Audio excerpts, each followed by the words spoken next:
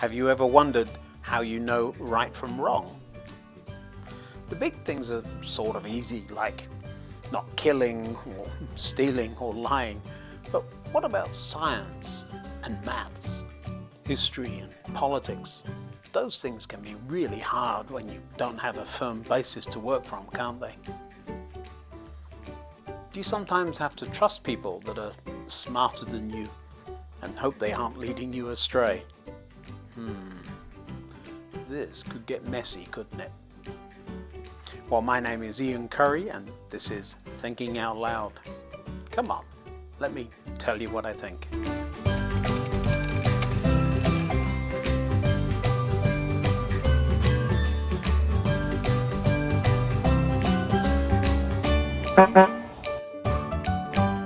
Hello. Did you ever sit in school and wonder why you had to learn all those maths formula? I mean, you knew you'd never use those things ever again, and they seemed so pointless at the time. And then there was the whole, well, what if this really isn't true thing? That just adds to the learning dilemma, doesn't it? After all, if we don't understand something, it's really easy to just dismiss it as nonsense, isn't it? Maybe the way I think is just as good as the way the experts think. That kind of thing. Now, I'm one of those strange people who actually does use a lot of formula to work things out. If I want to build something in the workshop, I'm quite likely to sit down with a pencil and paper long before I go and cut up wood or solder cables together. And I work out what I'm doing and how it should work before I start building it.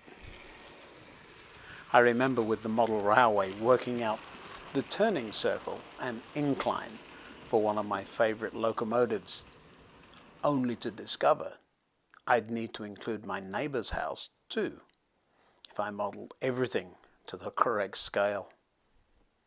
I wonder if my neighbors would like a Battle of Britain class locomotive thundering through their basement too.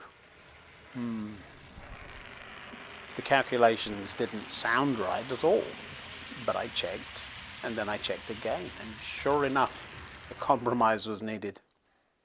Now imagine if I'd just built the track without adding in that modelling compromise. The locomotive would never have made it up the hill, and I wanted to model that hill, and I would have wasted a lot of time and effort, wouldn't I? In the end, I think what I made looks just fine, and I leave everything missing to my imagination. But how do you know?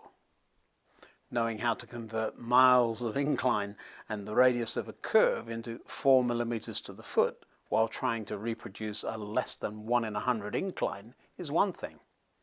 But what about figuring out the circumference of the whole world or the distance to the moon?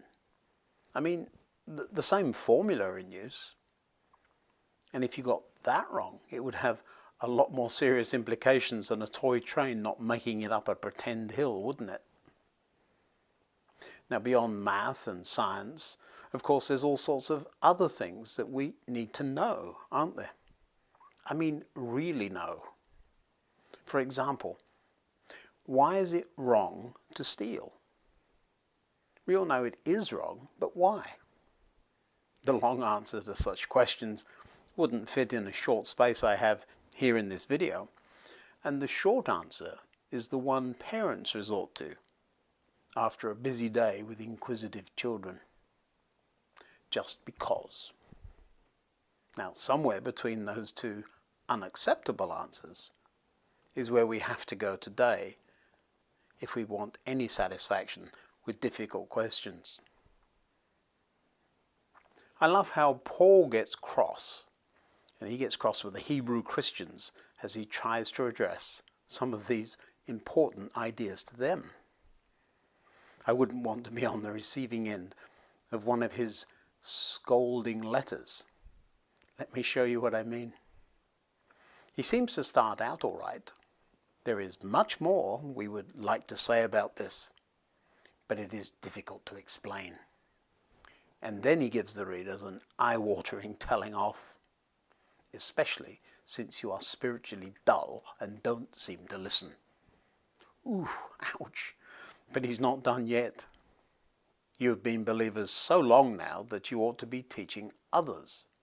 Instead, you need someone to teach you again the basic things about God's Word. You are like babies who need milk. You can't eat solid food. For someone who lives on milk is still an infant and doesn't know how to do what is right. Solid food is for those who are mature, who through training have the skill to recognize the difference between right and wrong. So Paul says, in no uncertain terms, knowing the difference between right and wrong is a skill that can be learned. His impatience is clear, isn't it? You see, once you have the basic building blocks, you have to move quickly and carefully to apply the next thing that comes at you. The progression, once you have the basics in place, leads you quickly on. Stealing is wrong because it harms the person being stolen from. Next question, why is it wrong to harm someone? Do you see how quickly this moves? Now you might think it's not nice, but that doesn't make it wrong, does it? Do you see how fast your brain has to move to keep up? Eventually, you end up needing an absolute. And Paul is seemingly frustrated because the Hebrew Christians were apparently unable to use the building blocks of faith that they had been taught over and over again to make the step needed to see why so much of everyday life, in fact all of it, is held together by the absolute they claim to know, God. Indeed, without that absolute, there can be nothing to compare right and wrong to, or to decide even if right and wrong are important at all. Now, you might think I'm getting a bit silly, or making an argument for the sake of it. But here's the point. I've found that ultimately only God is absolute. So without having God in the mix, everything else eventually falls apart. Even the laws of physics and science. Far from believing science contradicts the existence of God or undermines faith, I've come to realize over and over again that the existence of God reinforces science. Now, I really love playing around with practical examples of how science and God intertwine. Do you remember me letting a paint pot swing toward my head, knowing that it couldn't hit me on the backswing? That strange experiment would have to follow the laws of science, or I would have had a basis to challenge faith, and of course a rather sore head. So intertwined is science with God that my faith is stronger because of a strong understanding of physics and math. Time and again, scientific principles hold neatly with faith principles. Now, the reason it's wrong to steal is that God said something about it. You're expecting me to start quoting the Ten Commandments at you or something, aren't you? I should do that right about now. Well, no, that's absolutely not what I had in mind at all. The thing I want to show you is found in Matthew's writing. Let me show you. But first, let me set the scene.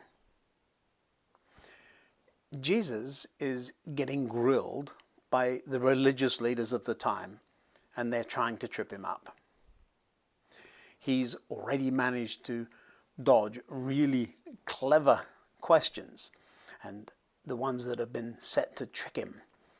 And they've come at him time and again, and that's where we join the story. One of them, an expert in religious law, tried to trap Jesus with this question. Teacher, which is the most important commandment in the law of Moses? Ooh, that's a tricky one, isn't it?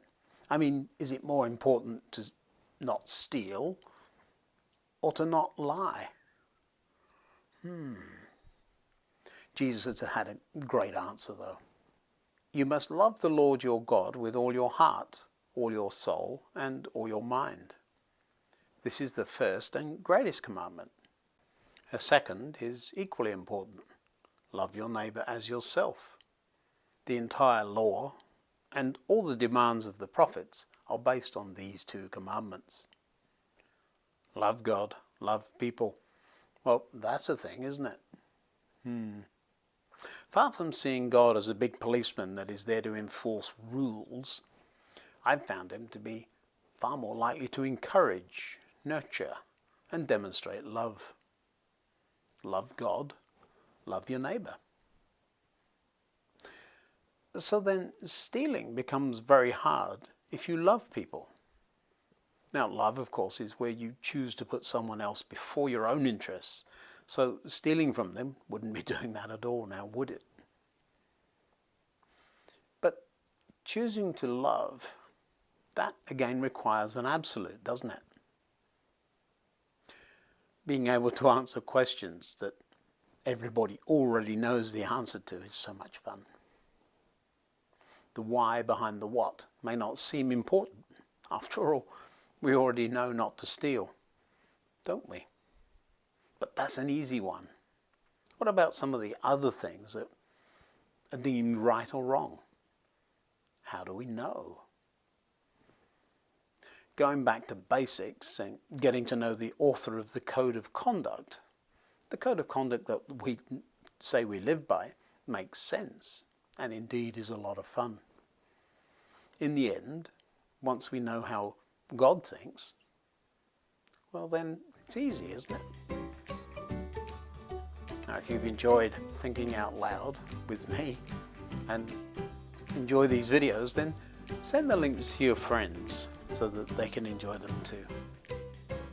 Until next time, goodbye.